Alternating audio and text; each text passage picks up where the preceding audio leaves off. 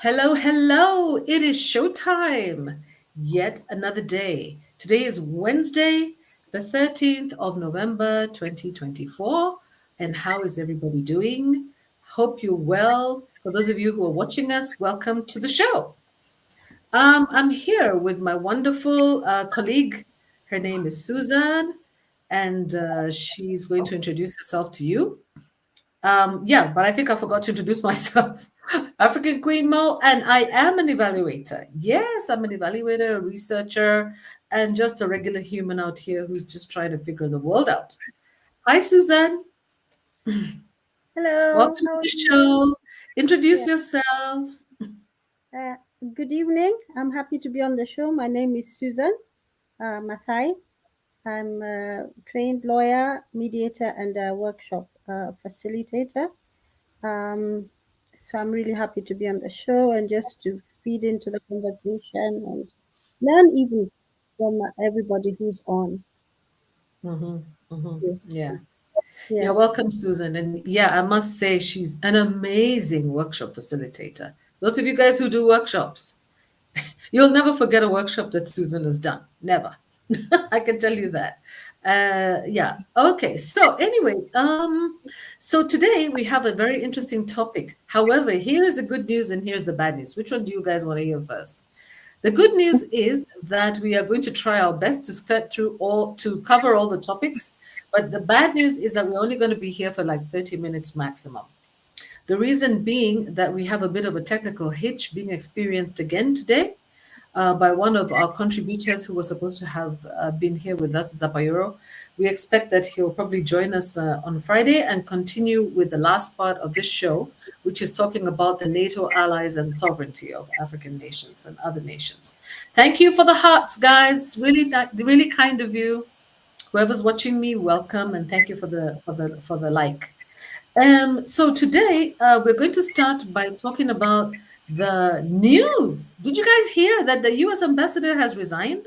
Wow, Meg Whitman, the U.S. ambassador to Kenya has resigned. I don't know what to say about that because I kind of have. At first, I was like, okay, am I surprised? Not really. Am I sad? A little bit. But am I happy? I think so. So I kind of have mixed emotions about this. What do you guys feel about it? But anyway, I'm going to not waste your time today because Susan has actually got the news roundup already ready. And she's going to present to you the news roundup. She's been keeping up to date what's going on in Kenya, and we should start there. And yeah, I'll invite her to go ahead and give us a short news roundup and give us some time also, Susan, to comment in between whenever you change topics in case people want to say something. Okay, Give it a that's little fine. bit of a break here and there, yeah? All right. Yeah. Thank you very much. Let's go. So Karibu. okay. Without further ado, let's do the news roundup for today. So I've been scanning the YouTube, the radio stations, the media houses, and and the first thing that caught my eye was Meg Whitman resigns. She's the as the she was the ambassador to Kenya from the U.S. And she's replaced by the charge d'affaires Mark Dillard. The interesting thing about it is that there was a lot of hue and cry from Kenyans that on their wish list that Trump would recall her. There was some sort of dissatisfaction with her her work here in Kenya. There was a feeling that she was too close to the executive and had less concern about the normal things you'd find ambassadors talking about, like the human rights issues. Um, and so it was felt that she was more engaged in terms of with the political class and even the electoral process. It was felt there was bias and prejudice.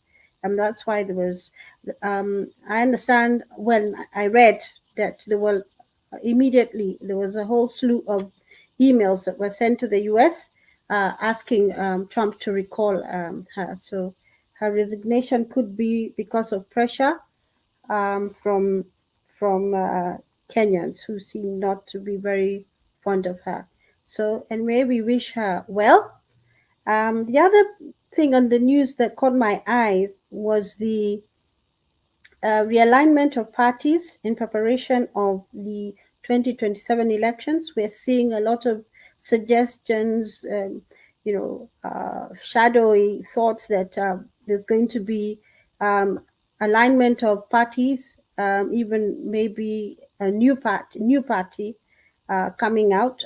So we're looking forward to see what's going to happen in that space. We know that there's been a change of guard in the ODM. We now have Gladys Wanga there as the chair because John Badi, who was the chair, is now in the broad-based government, and he's the CS for the Treasury. So there's been a lot of changes. Some of the ODM, from my scrutiny of the YouTube channels and even the various YouTube channels and the media houses, is there some disaffection from some ODM members about the alignment with the government. They're not very keen on the broad-based government because ODM had 80 plus members, or has 80 plus members in Parliament, and they're also the majority in Senate, and so they are the majority in terms of the opposition parties. In Azimio, they were the largest number. So the feeling that they've been aligned with the government, there's some sort of also disaffection in their ranks, and also from Kenyans generally, because we need a strong opposition for there to be a robust democracy. So the other point was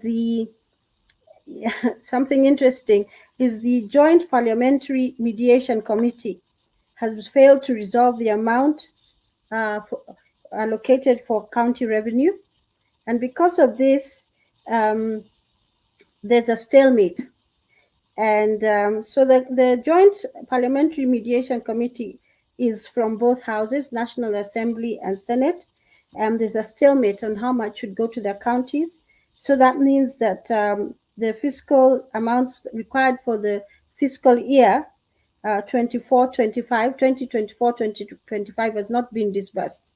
So the dispute is for Senate is saying that 400 billion should be disbursed, and National Assembly is saying 380 billion. I think they're arguing something to do with the what do you call it, the US dollar fluctuations. So the National Assembly is saying it should be less, should be 380 billion. So they can't agree. So there's a stalemate, and that means the money has not been disbursed to the counties. The other point that is of interest is the levels of there's a case in court that was filed before Gachagwa's impeachment, where Kenya, oh gosh, I can't read my Kenya Bora Tuitakayo Citizens Union and five others have brought a case for the impeachment of both the president and the deputy president. And since there was a change, because the deputy president, the former deputy president is now an impeached deputy president, the deputy president has now aligned himself with that case, and he's now one of the people who wants the court to support the impeachment of the current president, Ruto. So that case is pending in court. Some of the allegations under that matter are that there have been breach of 31 articles of the Constitution. Parliamentary capture is one of the allegations, and punitive taxes. So this case will be mentioned, I think it was mentioned on Tuesday, which was yesterday. So the case, this case is moving for the removal of the two through the referendum. So like I said, Rigathi is now supporting that case. Then we have um, this word or a belief or understanding that because of the events and the effect of the impeachment of Rigathi Gachagua has caused a lot of shake-up, even in the August House. In terms of loyalties, who voted this way, who didn't vote that way. So it's thought that the chairs and vice chairs of the various committees are likely who favored or who did not support the motion, the removal of the former deputy president, would be replaced with more loyal allies. The other point that something that's cropped up in the news also is the issue of insecurity.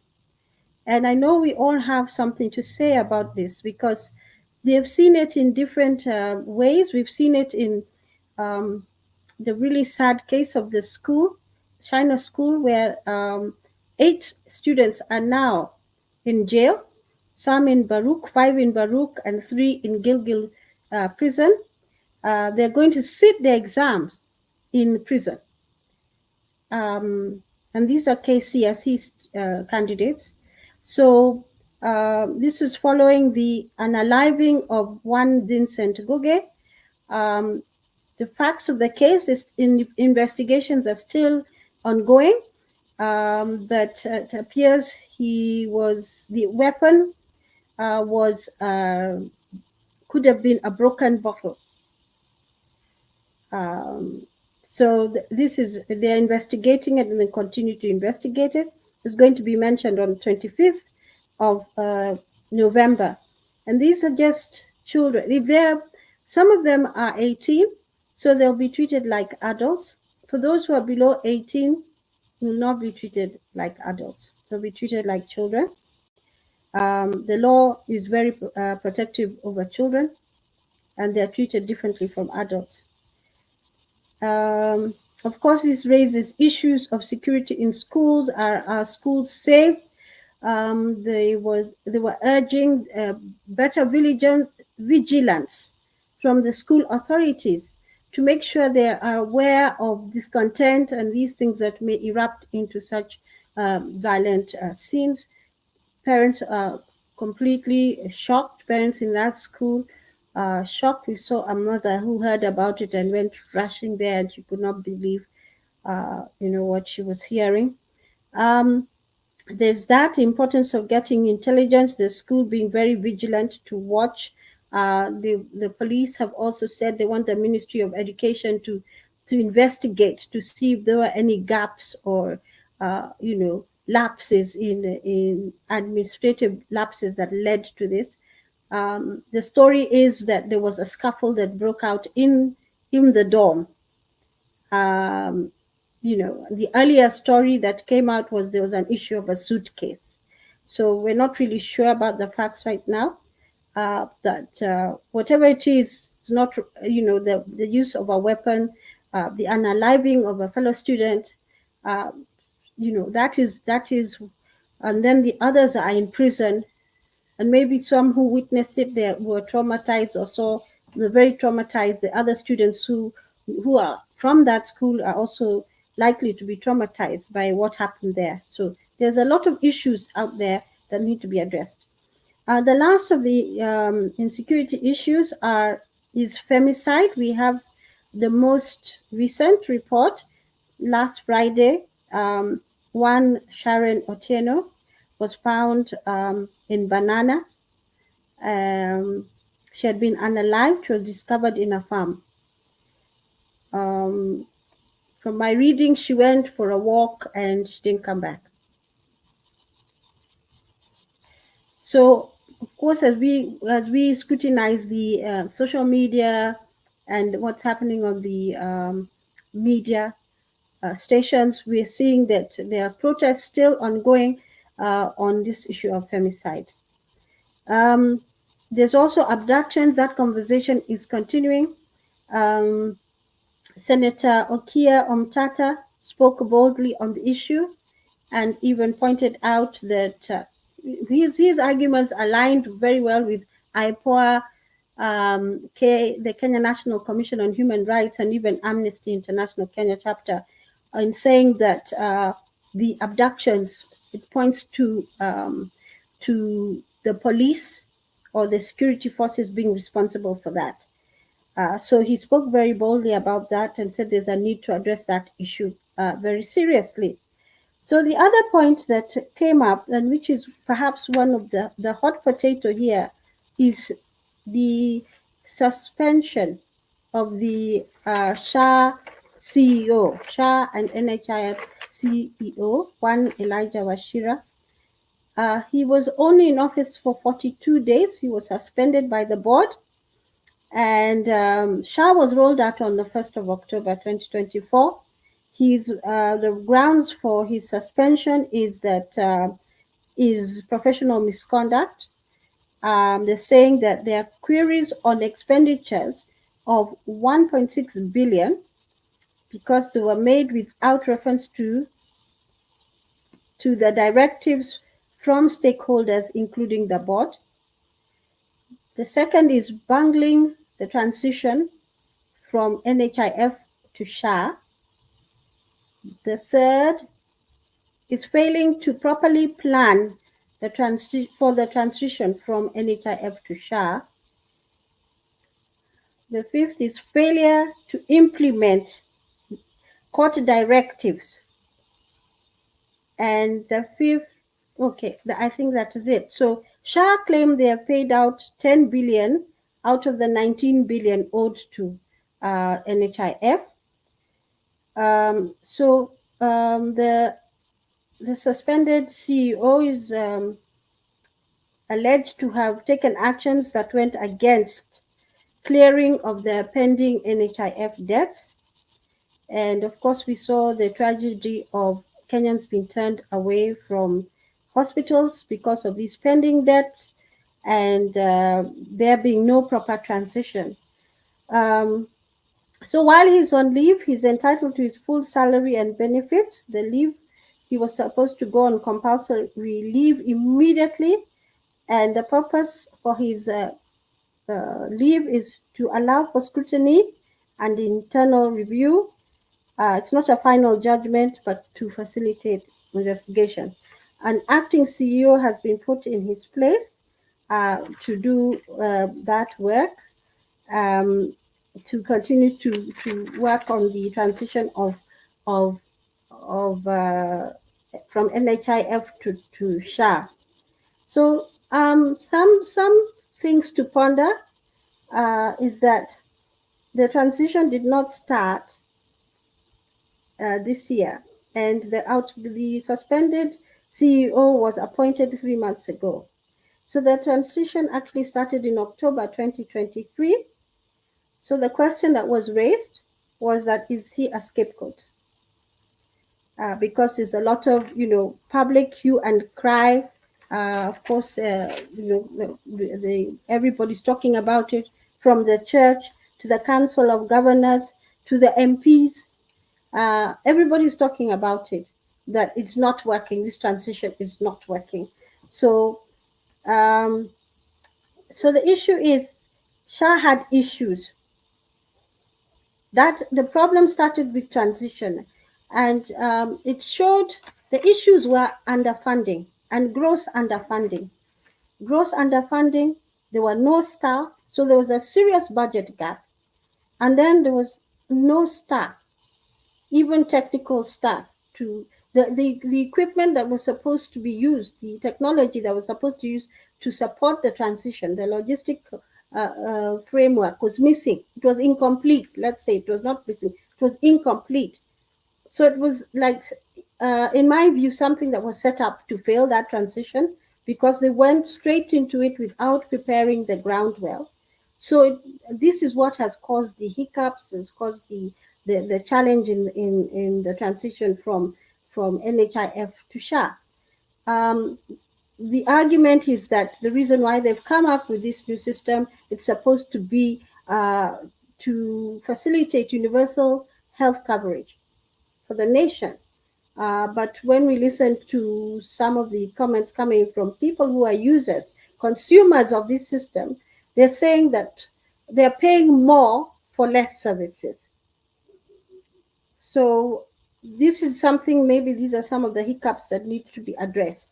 So there was a great rush to implement the law without stakeholder involvement. And this is one of the reasons they think that the hospitals are, they're not aligned. They're not of one mind, the hospitals and the authority.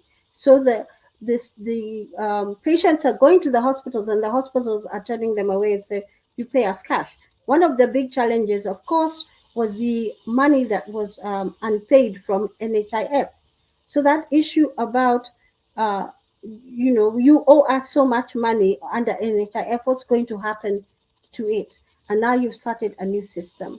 So I think these are some of the challenges that were being faced, those are logistical challenges. And because things were done in such a rush, um, maybe this is why the system failed. Maybe it needed to be pilot tested, the usual scientific ways of checking whether a system works, to pilot test it, to see, you get a community, one hospital, and see whether they're able to absorb it. Do they have the systems that are going to be able to absorb it? And some of these things were, because of the rush, it caused a problem.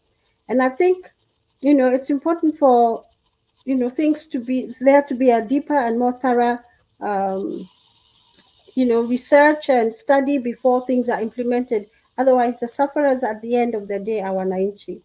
And it's, if wananchi have paid their dues, they've already paid for their, the NHIF, or they've paid for the shift, and then they're not getting the services that they expect. They still have to go into their pockets to pay.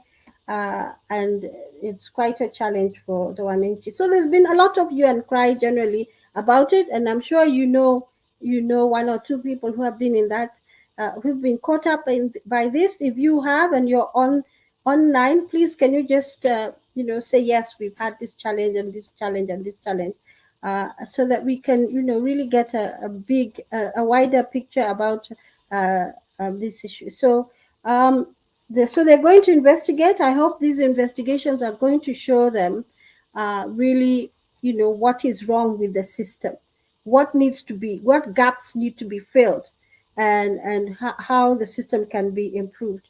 Of course, the issue of the 1.6 billion expenditure, there's need for that query to be addressed effectively, and we hope that the investigations are going to be done in a way that observes the constitutional rights of the suspended CEO. So those are some of the hot issues that I saw as I did my scan of the social media, um, today, and to see some of the things that we really need to discuss and really need to talk about at length. So that's it from me for now. Thanks, Susan. That was a nice news roundup. That was great. I hope you guys are enjoying the show. I know it's a little bit long when we do the news roundup, but you see, we are bombarded with information. It's not like we really have a choice about this. We have to. In fact, Susan just touched on a few issues, because if I wanted, I could bring many more, isn't it, Susan? There's so much Yes, going on. Yeah. yes, Maybe on a positive note, a little more positive note, we can also talk about the fact that Equity Bank is going to soon announce lower interest rates. The CEO is desperate to try to get Kenyans to start borrowing again.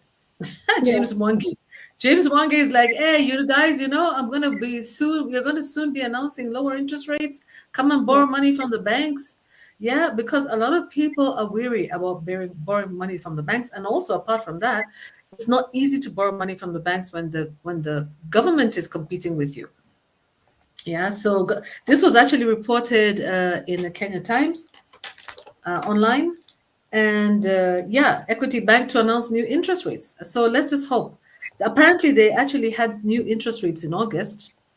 Let's say back then, yeah, in August, and I think they're going to, be soon announcing a new interest rate. Let's just see whether people will actually take up those loans. And the question is, at the moment, many people are concerned about their businesses doing well. Yeah, the purchasing power of Kenyans is at an all-time, I don't know. I don't really think it's very high. So maybe if they have, for companies that have international clients, for example, I guess maybe that would be something to think of. But I know that many Kenyans do shy away from borrowing money from banks. They do, myself included. Yeah, those interest rates are frightening, and when they start chasing you for the money back, they are Yes. heartless. So many people just don't borrow money from the banks, and at the same time, there are many also lending apps that are available online, which Kenyans have decided to take up, and they're much more friendly, I think, than the banks, because the banks will ask you to provide a lot of documentation to support your loan applications. But when it comes to the online transactions, sometimes they don't even do a credit check. It's that crazy. So a lot of Kenyans are using mobile money, mobile lenders. But on the other hand, the problem with them is the high interest rates. They have very high interest rates. So let's just hope that James Mwangi tries to give people a little bit of reprieve from the high cost of living. People are out here complaining. Farmers are complaining about the tax burden on Kenyans, because as you know, the farmers are also being faced with new taxes. And like Yes. Susan said before, you don't know what you don't know. I liked what you said before. The trouble is they don't even know what kind of taxes they're supposed to be paying, and yet they're Yes. facing all these high taxes. So I saw a report of a lady she's a recent widow and she's a professor at the university, and she's saying she's a university person, and she was saying that her life is miserable. She's calling on President Ruto and saying that all she sees is misery ahead. Yeah, because she's a widow. Apparently, she had to pay a lot of money for the social health. What is it? The Social Health Act. I think the fund that is deducted from her was so Yes. high. She complained about that, and she was saying that she doesn't see anything positive in the horizon. And I tell you, Yes. that's a really sad place for people to be right now, because I mean, there you are, you're a university grad, you're university teaching at the university, and you're Yeah. crying out to your president. Yeah. You're crying out to your president because you're miserable, and you're heartbroken. And many people have mental health issues right now because of this problem of the economy. The economy is Yes. affecting a lot of us. And when I say these people, I should say us, it's many of us. I don't really think that there's anybody who does not think about. Yeah. She's a widowed university don. She was lamenting, and this was she was wondering why nearly 10,000 shillings of hers was deducted from her payslip. Yet the Yes. social health authority could not offer her outpatient cover. And then she said that she bought a house only for the developer to use it to secure a loan. So there's Yeah. also the problem of, being defrauded of your little money. Yeah. And she's like, there's a lot of fraud actually out there right now. So she was saying, I am dejected. All I see around me is despair. She said, her voice filled with emotion. Yeah. She says, you hold a PhD from a Kenya university, yet every day you watch silently as Don suffer. She's a PhD, Dr. Somebody. And she's feeling dejected, she's feeling desperate, and she's feeling a lot of despair. So let's just pray that we are not also going to end up in the same position of feeling this despair. I Yeah. think Trump election probably Mm. helped a lot of people feel a little bit more positive. Yeah. That maybe Okay. just any change, some disruption to the system is better than Yes. none. What do you think, Susan? Yeah, some Yeah. disruption. I Yeah, just let wanted to go back a little bit in your conversation. You talked about getting mobile loans and stuff like that. That don't need much security. And I was listening, just following about the bill, the business law amendment bill, and Mhm. it's incorporating. It's like a codification of 18 laws, and they're like, is it? Wow. Yeah, yeah. 57 clauses, and it's looking at 18 laws. And one of the things they addressed and we're talking about was these the some of the terms of these mobile money loans and stuff like that. These are the loans that wananchi are accessing. It exposes them quite a bit because it doesn't take into account what you've already paid. When you default, it doesn't take into account what you've already paid. So they're saying that this one of the clauses in the amendment, the business law amendment bill, is to Mm-hmm. protect, you know, that type of Mm-hmm. situation, in that scenario, to Mm-hmm. protect, so that you Mm-hmm. don't get your motorcycle taken away because you didn't pay 1 month, that sort of thing. You don't lose all that money that you've paid. Mm-hmm. Unlike in a bank, if you have paid some money, it's treated differently. If you do it through the formal institution, it's treated differently. The other point is also about the incoming the tax amendment bills. There are four bills, and Mm-hmm. I want to talk about the first one in particular. It's called the um, Tax Law Amendment Tax Laws Amendment Bill 2024. This one is amending sections of the Income Tax Act, Chapter 470 of the Laws of Kenya. And some of the things it does, it discusses deductions, deductions in ascertainment of income. One of them is the shift. The other one is affordable housing. The other one is post-retirement contributions on medical funds of up to 15,000. So that means that if like once you've retired and you continue to pay, um, for medical funds, making contributions for medical funds, you get a tax deduction of up to 15,000. Mm-hmm. Uh, then other allowable deductions include contributions to registered pensions and provident funds, and employer contribution, which has been increased to 360,000 per annum. And I was just wondering about this. It has been increased from 360,000 from 240,000. So what would cause that increase?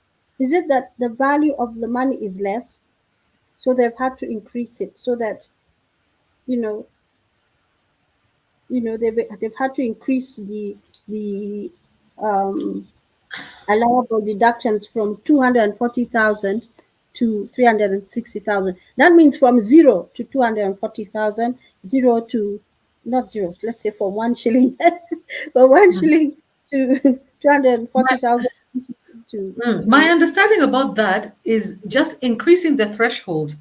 What employers can cover before they actually get taxed on behalf of their employee. I Yeah, think. I think that's what it it's is, which is positive for the employer and the yeah, employee. Yeah, that there yeah, are some sort of deductions. Maybe, like for example, maybe an employee wants to put a deposit for a car. I don't know. Maybe they want to take a loan. You know, and maybe it can go tax free up to a certain amount. I don't really know what kind of deduction it is, whether it's something yeah, to do with loans or whether it's something to do with maybe their health, what they can pay for, what they can co-pay. If there are these co-pays, there are all these co-pays when it yeah, comes to the amount of money that they can put away for their retirement. yeah, Yeah, so I think we'll probably need a financial analyst to come and tell us about this, but I think that's what it is. Yeah, yeah. generally. Yeah. So And then it talks what's the second tax law? You mentioned one. You mentioned the that's income tax act. Yeah, yeah. allowable deductions. Okay. This So this the second one is particular what? this Mm, my observation, because I looked at the explainer which needs to be yeah. explained. So I'm just looking at it in so I was looking at You did say it. something about the explainer needing to be explained there. Yes, so I'm just looking at it and trying I was trying to like compress the information. So Yeah. that's the first one that I looked at. Sort of, this is just the first one, Tax Laws Amendment Bill 2024, and that's what we're talking about right now. There are another three. So under this one, they're expanding the tax base to include the digital marketplace. So for those people who work online, virtually. So they're also captured now. That Mm-hmm. includes people who offer freelance services and professional services. Then this is income from employment, enhanced benefits by employers to employees not subject to tax, e.g., on meal from Mm-hmm. 48,000 to 60,000, Mm-hmm. and there's gratuity from 240,000 to 360,000. So, so they've increased, like you said, they've increased the brackets so that these figures, anything falling below those figures, is like exempt from tax. Mm-hmm. And then Okay. there's I think something we very. can. Mm-hmm. Okay. No, no, go ahead. I just wanted you to wind up so that we can move over to other things then. Yeah, Yeah, after the oh taxes. no, actually, this Because you I said really it want has to. to be explained. No, I'm saying this really needs to be a subject on its own. So I really didn't want to go Yeah. into much Yeah. depth of it. Okay. Yes, I was Okay. just mentioning, because you raised that issue about. I was just saying that things like SHIF, that money is tax deductible. Previously, and in fact, this was what the Wananchi were complaining about, was that everything was being taxed on the gross. So I think they Mm-hmm. heard Wananchi's complaint that you can't tax everything on their gross. There has to be a graduating scale. So what they're doing is now all these figures are taken out before now they take out pay as you earn. So these deduction, all these, so the amount that the pay as you earn is being calculated against is after removing all those items that are tax deductible. So that would, so the pay as you earn, say you paid it on the gross last month, you take away all these following this bill, then you'll pay less in terms of pay as you earn. Yeah. So Yeah. Okay. I didn't really want to go into depth about it, but those are the those are some of the issues. And just a comment there, and I think maybe we'll discuss this as a different topic on a different day. Of course, you were talking about the banks, um, people competing with the government for loans uh, from the banks, and people are basic, and because of the government's involvement in this, the interest rates are so high that the likelihood of defaulting is very high. So, in fact, Mm-hmm. right now, I think a lot of Kenyans have defaulted on their loans. I know there was an article that was showing the percentage of defaults on loans and lending of money. So, we're not in a good place economically. Um, yeah, we're not in a good place economically. Mm-hmm. Okay. Okay. Yeah, definitely agree with that.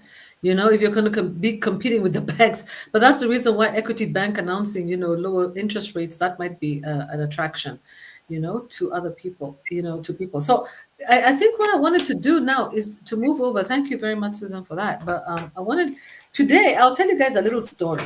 Okay, move away from uh, the summary of the news.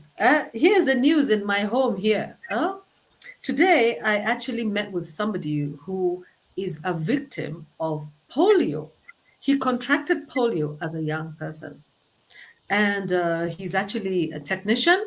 He works, and even though he's got a disability, let's not call it a disability, but anyway, he's challenged, physically challenged because he has to walk with one leg. He explained to me what happened to him, and I thought, let me just do a quick interview of him. So I don't know if you can watch it because I still haven't figured out how to upload interviews over here, but I want you to watch this a little bit. I see whether it's possible for you to see. Oh, where did I go?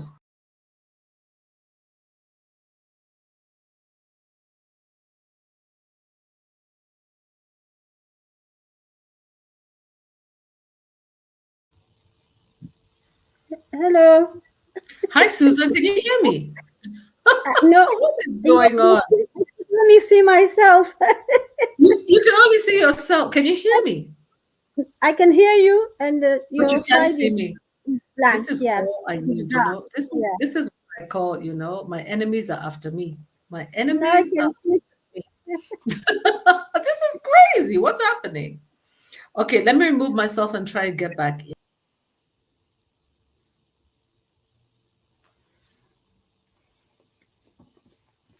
So as Maureen does that, the question is why, what should we do? What have we done wrong as a nation that our young people can unalive a classmate in school? What is causing this school violence? What is causing us to really not value other people's lives? And what is causing it? What do you think is the reason for that? Mhm. And how best should we address it? Because it's good to talk about solutions. It's quite disturbing that these young men have the choice they made has put them in quite a challenging position. Mhm. Unaliving, even conspiracy to unalive is a very, very serious charge to face. Um, and that could be, so detrimental to their lives. And they haven't even started their lives. They have not even, they're still in school. And, the sadness of it all that time, and to find yourself in just making one wrong move, making a miscalculation. You don't know whether it's peer pressure. You don't know whether there was a ringleader who caused the others to act in a certain way. But let's just think about it, and we really don't want to see this happening. We have in the past had cases, but of like burning of the schools and stuff like that. But I don't think we've heard of one where an actual weapon was used against another student and resulted in um, unaliving. So, viewers, and for those of you in the chat, I mean, what do you think? What is the solution? Where have we gone wrong as a nation? Is it influence from the social media that is enabling people to think about things like that, because that is teen violence? Is it the parents? Is it failure in parenting? Are we not being good parents to our children? What could the problem be? Let's just think about that for a moment.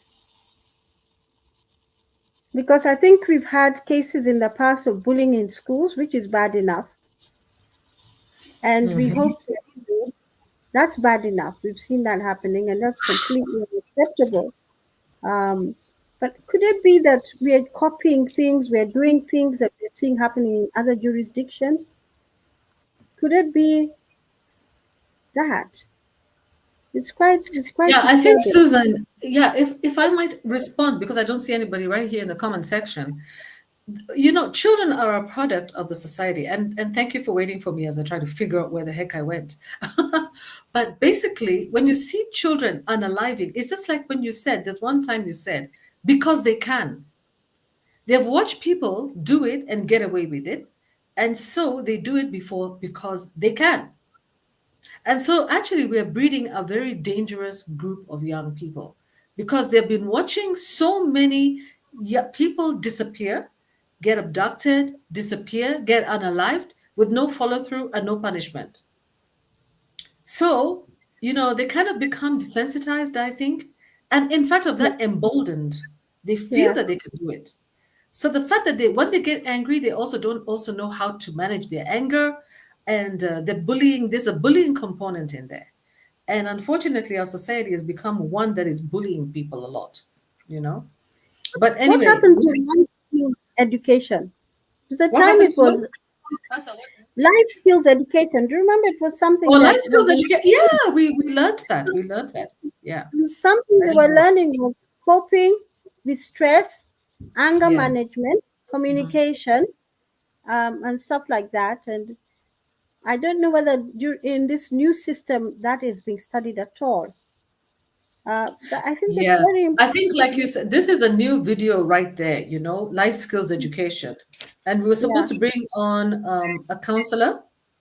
yeah, I think that would be a good opportunity for the counselor to actually be involved in and come on and tell us more, because I think we both, all of us who are listening here, have a understanding, a little bit of understanding or some idea about what it could possibly be that yeah. would trigger these kinds of behaviors in young people. But I think she actually has real life examples Mm-hmm. and what happens to them eventually. And I think that, like you said, that's another very big topic for another day. And I think, because we're not going to be on here very long, I think, thank you, that is, I can just say, a filler while I get back on. And I wanted to bring up this interview that I did with a young man today, and I'd like to show it to you guys. I don't know if you can see it, but I'm going to bring Susan down the stage so that I become Yeah, solo okay. and Yeah, you can watch it. Yeah, I'll just come alone so that you can watch this interview, guys. Watch it. Parents now of the children who are being doing what? Hold on a sec. Hold on a second. Hi, Paul. How are you? Oh, okay. Sawa. Sasa, kazi ile unafanya ni gani? Yeah, okay. Uko na miaka mingapi? 42. Hey, you look so young. Unakula vizuri eh? Lakini sasa, hebu niambie saa hii, you are a victim of the polio jab. Yeah. Okay, niambie vile kuliendea. Okay, nilikuja kujua after kuuliza mamangu nini kuliendaga, sasa ndio nimegrow up. Kaniambia labda nilipotea kwa polio, labda ilikuwa imeexpire. Sasa ile time nilikuja kugrow up, sasa nini time ya kukaa chini ndio alikuja kudiscover. Alidiscover nini? Alidiscover labda nilipatiwa polio iko hiyo. Lakini ilikuwa tu itakuwa kitu ongeza kufanya. Ulikuwa unafanya nini? What did she notice? Ulikuwa normal before? Okay, nilikuwa mtoto. Sasa ile time ya kukaa chini yakaona nikifall na side moja. Kwenda kwa daktari wakasema polio imeingia tayari. Okay. Lakini ulidungwa chanjo? Nilidungwa. Ukiwa na how many years? Sikumuulizia na yeye nilidungwa nikiwa myangu. Kwa hivyo you've grown up all this time with polio problem. Okay. Hebu nione ni side gani? Ya left. Yeah, okay. Na sasa unaweza kazi yoyote? I mean, can you run? Can you? Kila kitu naweza fanya. Hata football. Hata football naweza. Sawa, asante sana. Sasa, what do you think you should be telling the parents now of the children who are being doing what? Okay, ukiona hawa watu wakikuja kupatia mtoto vaccine, waulize sana, lakini mpatie mtoto wako vaccine. Okay. Sawa. Sasa asante sana. Asante sana. Na okay, Joseph. Tell me, Joseph. Now what is your name? Just your name is? I'm Joseph. Yes. Okay, so you can tell me in English, isn't it? Yes. Okay, so you're a father. Yes. And you were telling me that your child is how old? 2.5. 2.5. Yes. Yeah, you're also a DSTV installer, isn't Yes. it? Yeah. So now you're saying that your child has been dungwa how many times? I think 3 times in a year. 3 times? This year. This year. And last year? Last year, I'm not so sure. But the wife knows. Wife knows. Yes. Where would you? No. Would you? Because you guys knows better. Women know better. Oh Yes, my so God. Yeah. Yes. What are your concerns about the current vaccination program? I don't know why they're giving so much vaccines. Yes. I think one should be enough for 1 year. Yes. Yeah. Maybe once a year. As the child grows. Yes. Is your child affected whenever you take vaccine? Is there any problem? I've not noticed any. Okay, good. But I think we should be very cautious about it. Okay. Yes. Yeah. Okay, thanks. Thanks very much, Joseph. And now you can go because it's raining. Thank you. While I take a video of you and Paul. Yeah. Bye. Yeah. Asanteni sana. You guys, you want DSTV products? I'm going to put down their number here, okay, guys? They're fantastic installers and they're running because it's raining. Yeah, these are my friends. All right. Okay, guys, I hope that you managed to hear that. Let me bring Susan back. Susan, did you manage to hear that? I couldn't hear him very well, but I could hear your questions. And one question came to my mind was, how did they make the nexus that between the injection and the illness? Okay, what happened? Yeah, the thing is that he was when he was very young, his mother sent him for a polio jab, just like every other child. He took him for polio jab. But what he told me is that for some reason he developed polio. He developed polio.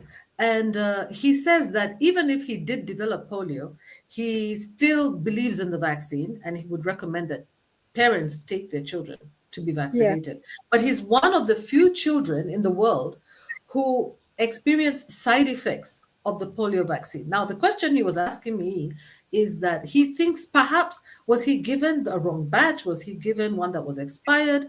And so when talking to Joseph again, Joseph said that he's concerned about the sheer number of vaccinations that children are exposed to, and before they're 5 years old. So you heard today. I mean, the child has already had 3 vaccines. He doesn't even know which ones. Parents don't even know which ones. So he's a father. His wife is the one who takes his child to the hospital. He doesn't even know which vaccines his children are exposed to or are getting. I remember there was a time I used to work for one of these NGOs, and I used to work in the slums in Fatamunyayo, Marigoine. And I do remember that I was quite young then. And I remember that I was actually accosted. Let's not be accosted, but I was stopped by many fathers because it was like about women. It was about following up on children's vaccinations with mothers. And I met with many men who are fathers who stopped us and said, remember that I am the more educated one, so you need to educate me on the child growth. We were looking at child growth rates, stunting and wasting and all that. So we're looking at child growth charts. And the men were saying, there's no point of educating my wife and not educating me as well. In this particular case with the polio vaccine, it's the same story. Many women are the ones who take their children for the polio vaccine or for all vaccines. You see, most babies are carried by their mothers, but their fathers who are probably even more educated than they are, which is unfortunately the situation in this country, that many men who are educated also marry women who are not, right? Or are with women who are not educated in most of the cases here, especially amongst a certain age group, a certain, what do we say, income group. The thing is that many of those men don't even know what vaccines their children have actually had. And if they're not keen to follow up and make sure that they actually get the chart from the wife or from the mother of the child, that child, there is always a risk that the child may be double vaxxed because the father is not aware, simply because the father is not aware. Or, so there's an opportunity here for the Ministry of Health to do more in terms of creating awareness of the need for both the father and the mother to be involved and informed about the vaccines. Yeah. So I think in the end, the thing that was actually encouraging is that to see that this particular gentleman, Paul, who was a victim of polio, despite being vaccinated, still believes in the vaccine, still believes that it's worth, the risk. What do we say? The benefits outweigh the risk of not taking it.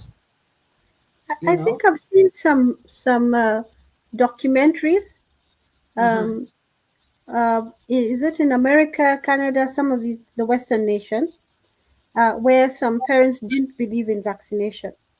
Yeah. And they didn't vaccinate their children, and they now wish they had vaccinated them because the children have not developed well because they got the diseases the other children were being vaccinated against. So I think it's a very it's a very deep topic in terms of really getting to understand if there are some preconditions in a particular person that may cause one reaction rather than another reaction. Mhm, And then the mhm, other comment I want to make is it's interesting that you said that the men were saying, we don't know.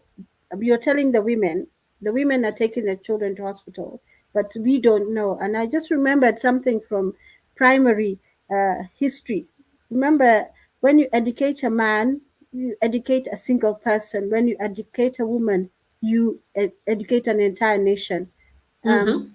that is one of the I think one of the things that really pushed towards educating women, because that's when you got a wider reach. Because when the mother is educated, then she'll push also for education of her children, and then when you look expand it, it's the entire nation. I Mhm, That was something from primary school. I remember that for some reason it stuck in my head all these years. mhm. Um, Yeah. so I can't So remember which. basically, Mhm. okay. Yeah, go ahead. You were going to say? I can't remember Sorry. which vaccination they're talking about in Uh-huh. those shows, but I mean, it's something that how you look, you watch all these shows, and there Yeah. was a It's probably documentary, the MMR vaccine, and the others like measles, measles, yeah, measles, mumps, rubella, and those kinds of things, yeah. yeah, But and this, generally, yeah, the topic of vaccines is very touchy, is extremely touchy. yeah, And one of the things I wanted to make very clear, especially because we're also airing on social media platforms that actually have rules about yes, what you can or cannot say about vaccinations, about medical procedures, and things like that. First of all, we are not experts. Yeah, yes, yeah, they're we are not, not experts we are not medical experts, we're not doctors or nurses, but we are parents, yes, grandparents, aunties, uncles. We are members of the society. We are also researchers and we're evaluators and we're lawyers. So the thing is that it's important for us to at least ensure, that we talk about these things. It's okay to discuss these issues without necessarily promoting any specific side. And this is a mistake I think that we made in our Monday briefing, where we actually gave a little bit of our own personal opinion, which seemed to appear to be going one direction. And so, unfortunately, our video was actually removed by YouTube. Yeah. So I actually re edited it and removed some of the parts which I thought were contentious and put it back. So now I wanted to talk about, here is a live example, an actual person, yeah, yeah, who actually is. And it's amazing, this is coincidence, really, yeah, how a person who is a victim of polio when he was a baby, and he was vaccinated. He was exposed to the vaccine. The question is, what vaccine was he exposed to? And I think it's also important that the parent doesn't even remember when he was vaccinated, and all yeah, this, but he still mhm, got polio. He doesn't know. He doesn't know how old he was. Yeah, because I asked him, how old were you? He didn't even know. Hmm? So, but you see, he's got a lifetime disability. Yeah, and that's what I'm saying. That, for example, like today, I know that the cabinet secretary for health was supposed to actually meet with the Senate today, weren't they, Susan? Did you see something about that?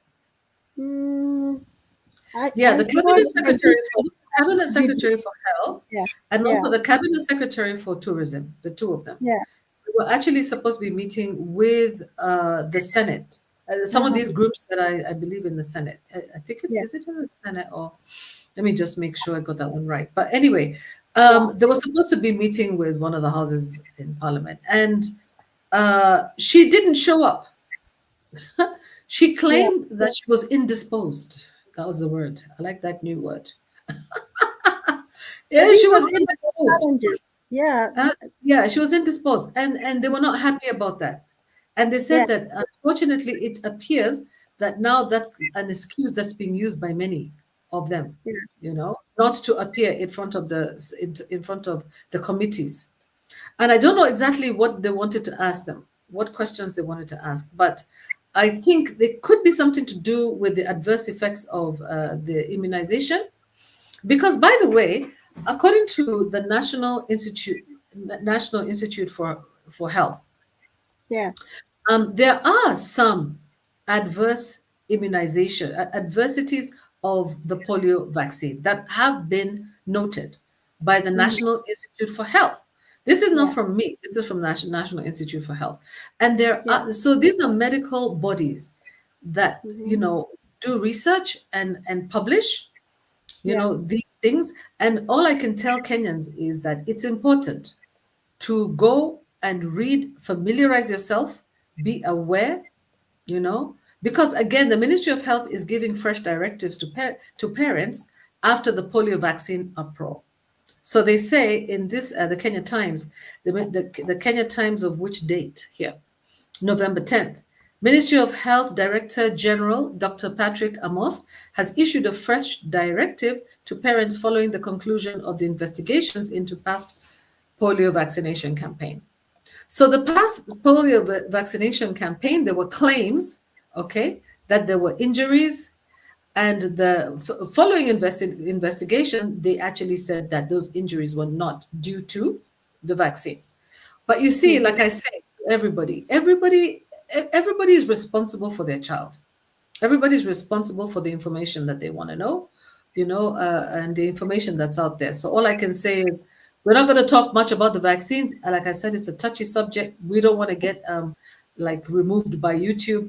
We just want to encourage you to go ahead and be familiar. Just be familiar. No, we are not anti-vax, but we want you to be familiar. We also have been vaccinated when we were children, but we were not vaccinated. We were given the oral drops.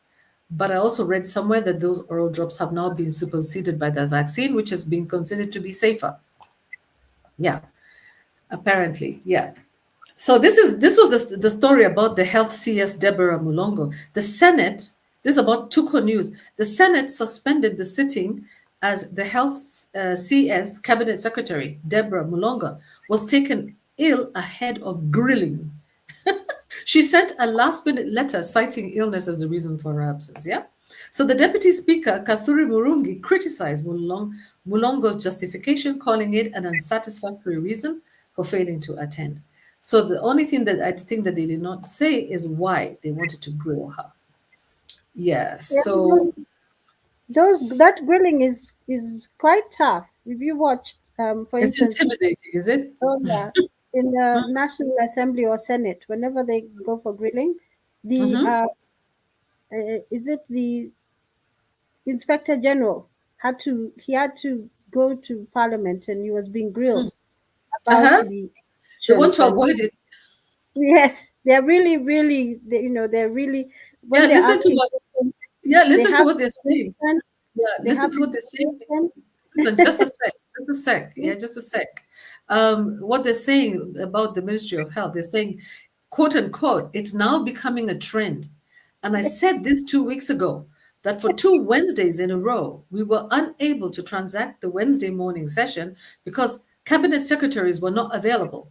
For the Yeah, cabinet secretary in charge of matters of health to communicate to your office this morning that she will not be appearing before the Senate when she is expected to be here at 10 is now the newest level of contempt.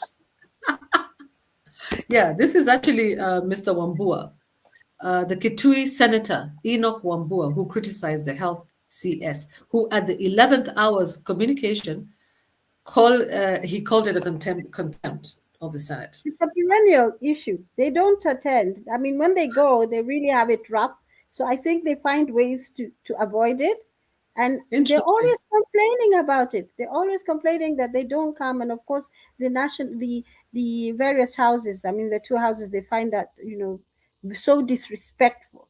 But you see, on the other hand, I was watching, Parliament. It was not Parliament, National Assembly, and they were talking about I think it was Kimani Ichung'wah who was not happy because they were supposed to the quorum in the National Assembly is just 50 out of 349, just 50.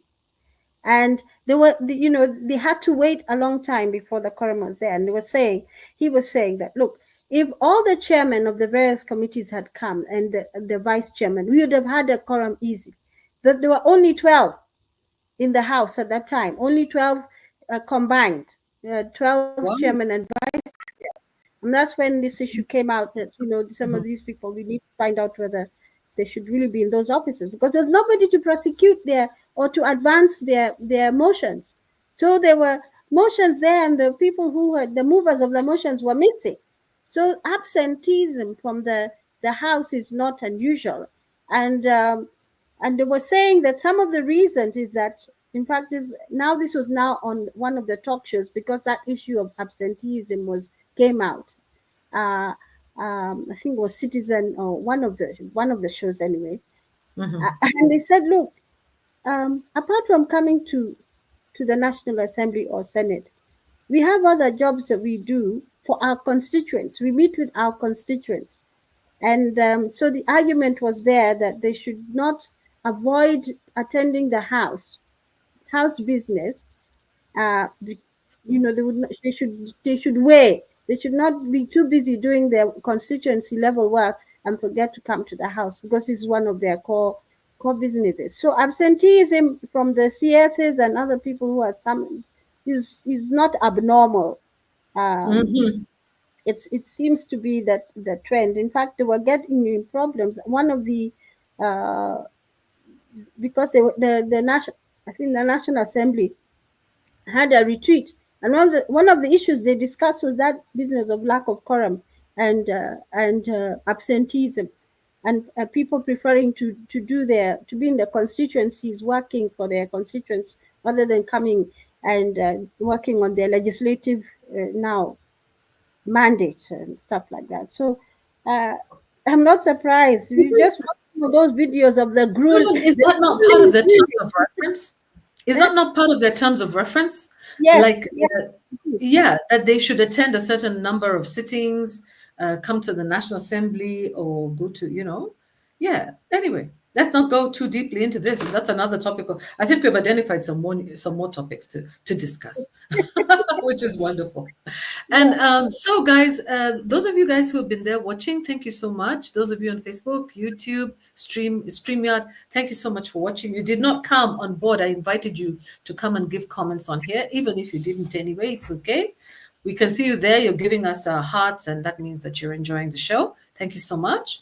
What is unfortunate that we did not actually cover the unpacking of NATO allies and sovereignty. So we promise you that we are going to do that the next show around, okay?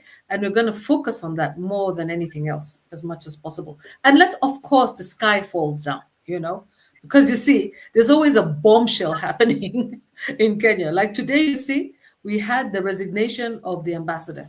That was big, and it was like being shown on all TV stations. It doesn't matter what they were doing, whether it was music or whatever, it was like headlines, yeah? So because it's headlines, it becomes important. We will listen to a little bit of the discussion about that, because I expect that there's going to be about a lot of analysis, and we'll come back and we'll give you the talk. We'll give you the lowdown about why and who has been left in his place. Sorry, in her place, Meg Whitman's place. Yeah. Who has been left? Who is he? Who is this gentleman, Mark?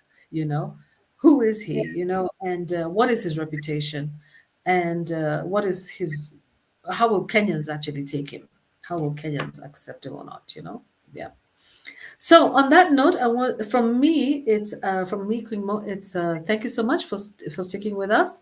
Thank you for joining us, and wish you a nice evening, those of you who are in Kenya. And for those of you who are in America and elsewhere, wish you a happy afternoon, and in Australia, other places, and wherever you're watching us from, we wish you a great day, and keep positive. Keep positive. Yeah. And Susan, yeah. Yeah, thank Thank you you. so much for your time. Yeah, thank you so much for having me on. As usual, conversations engaging, and we look forward to more interaction with more panelists, and even from you in the comments section. Please comment, because Queen Mo will go through the comments and see what needs to come up in the next discussion. And yeah, and there's a question I asked about what is the solution to the violence in school that we're seeing. This has, I think, been the most extreme of them all, where an actual weapon has been used. The burning, of course, is terrible, because you could say that's a weapon too, arson. But Just what do you think is the solution? What do you think, parents? What do you think, sisters? What do you think, brothers? And educators, Ministry of Education, what is the solution to this? Let's just think about it. We should be very proactive in terms of looking for ways of preventing further harm. Issue of femicide, of course, it keeps coming up. We have a bereaved family who must be in great shock, um, and we just pray for their peace and strength at this comfort and strength at this time. And we really want to keep we want to be safe. We want to have safe homes, safe schools, safe towns, safe villages. Then that's what we're looking forward to, and we really need to and have that, of course. Again, um, looking at what's happening in the political space. Let's watch that space with a lot of interest. Um, Again, participate. We keep talking about participating. Please participate. Please ask questions. We are called a very informed public. These days people talk, they ask questions, and they ask deep questions. I mean, questions that would give anybody pause. You just watch the videos. You can just see people are thinking. I mean, we thank some of our previous presidents for free education. One of our previous presidents for free education, and that's what they say. We can attribute the knowledge base of the Gen Zs, and as That's always, yeah, they went through free education. We look Mhm. forward to seeing a lot more young people here, and let's just watch the space and take our positions as Kenyans. Let's fight and be defenders of our constitution. Thank you for Mhm. having me. Yes. Thank you too for having me. And thank you for watching us, guys. Welcome to the show on Friday. We promise it's going to be an interesting one. Thank you very much. To-dos, goodbye.